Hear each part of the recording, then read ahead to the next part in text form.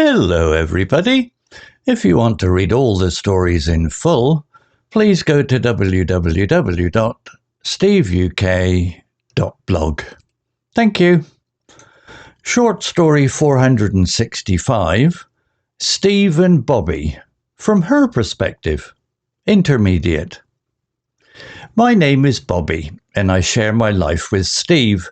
He's my human. He smells reassuringly of coffee, digestive biscuits, and sometimes faintly of the earth from his garden. My tail gives a little thump on the rug just thinking about him. I'm a Vizslador. That means I have the lovely golden rust colour of a Vizsla and the friendly heart and appetite of a Labrador. I'm nearly 10 years old now, which in dog years is quite respectable, thank you very much. My muzzle has some distinguished grey hairs and my joints sometimes feel a bit stiff in the morning, but my nose still works perfectly and my tail hasn't forgotten how to wag. My day starts when Steve starts. I hear the gentle creak of his bed, then the soft padding of his slippers on the landing. That's my cue. I stretch, a long, satisfying stretch from my nose to the tip of my tail, and trot to the bedroom door. He always smiles when he sees me. "Morning, Bobby girl," he says, his voice warm like sunshine. The first good sign of the day, I think. He sees me. All is well. Downstairs, the routine begins. Steve does the water ceremony, filling the noisy metal thing that whistles later. That means his hot brown drink is coming. Not for me, sadly. While it heats, he lets me out into the garden for important morning business. The air smells fresh. Maybe a fox has passed by in the night, or Mrs. Higgins's cat next door. I sniff thoroughly, leaving my own messages on the grass. Back inside, Steve puts my breakfast in my bowl. It's the crunchy stuff. I eat it quickly. Mustn't waste good food. What if it disappears? While Steve has his coffee and reads the noisy paper that rustles importantly, I usually find a patch of sunlight coming through the window and have a little snooze. Sometimes he drops crumbs. Accidentally on purpose, I think so.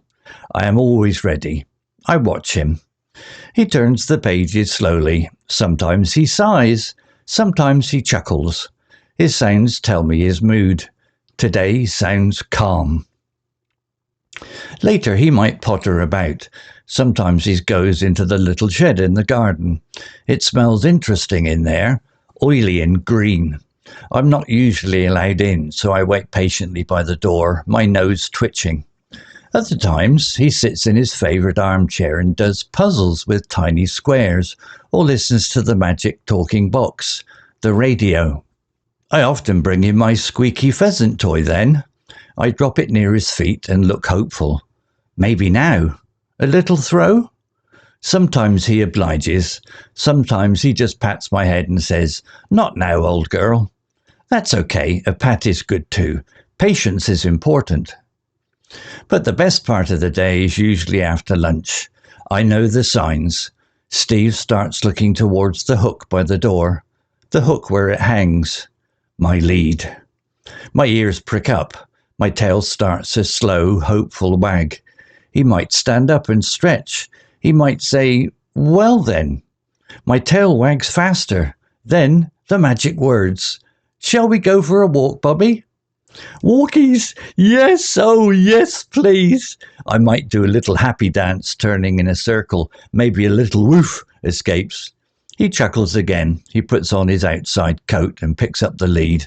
This is it. The adventure begins.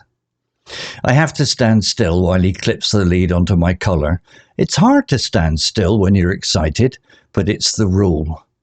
Then we're out the door, on the pavement. Steve likes me to walk nicely beside him.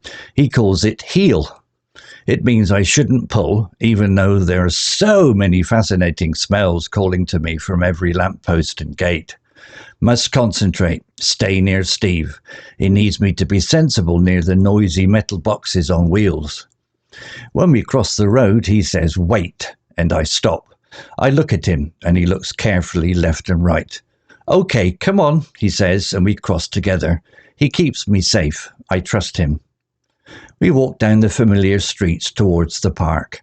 I sniff greetings to other dogs we know. A quick wag, maybe a polite sniff, then continue with Steve. He is my priority. Ah, the park gates. My tail is going like a helicopter blade now. Inside, if there aren't too many other people or dogs around, Steve finds a safe spot and unclips my lead. Go on then. Freedom! I might have a little run, not as fast as I used to, but still joyful. The grass under my paws, the wind in my ears. I explored the bushes, checking for squirrels, they always escape, and investigating interesting patches. But I never go too far, I always know where Steve is. I look back often to check he's still there, watching me. He needs to know I haven't forgotten him. Sometimes he throws my old tennis ball. I trot after it. Maybe not a speedy fetch anymore, more of a determined retrieval. I bring it back and give it to him in his hand so he doesn't have to bend down to pick it up. I'm clever like that. He taught me well.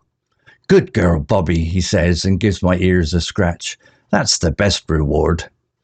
If we meet other dogs, I'm usually polite. A sniff, a wag. If a dog is too bouncy or noisy, I might just move closer to Steve's legs. He'll look after me. He always does. He knows which dogs are friendly and which ones are best avoided. After a good explore and maybe a sit down on a bench for Steve, while I lie at his feet watching the world go by, he calls me back. Bobby, here. I always go straight away. He called, it's important. He clips the lead back on. Adventure pause. Time for the sensible walk home. The walk back is quieter. I feel pleasantly tired. My paws pad softly beside him. Back home, he takes off my lead and often gives me a little treat. Walkie successfully completed. I usually have a big drink of water and then find my favourite spot on the sofa. Even though I'm technically not allowed, he usually pretends not to notice. For a proper long nap. Steve settles back in his computer chair and turns on the monitor. The house is quiet and safe. Being here with him after a good walk, it's the best feeling in the world. He's my Steve, and I'm his Bobby. And that's just perfect. Vocabulary notes. Reassuringly. Adverb. Meaning, in a way that makes you feel less worried or more confident. Comforting. Example, he smells reassuringly of coffee, digestive biscuits. This means the smell makes Bobby feel safe, calm, and that everything is okay. Similar words. Comfortingly. Soothingly. Encouragingly. Calmingly. Muzzle, noun, meaning the part of an animal's head that includes the nose, mouth and jaws sticking forward. Example, my muzzle has some distinguished grey hairs. This refers to the front part of Bobby's face around her nose and mouth. Similar words, snout, nose area, jaws area. Potter about, phrasal verb, meaning to move around slowly and do small, pleasant or unimportant tasks in a relaxed way without a specific goal.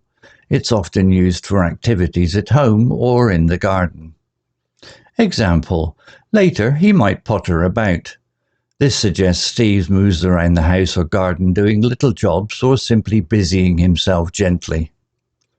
Similar words, tinker, wander without a specific destination. Fiddle about, mess around in a gentle way. Obliges, base form oblige. Verb, meaning to do something helpful or kind that someone has asked for, to agree to a request. Example, sometimes he obliges, sometimes he just pats my head.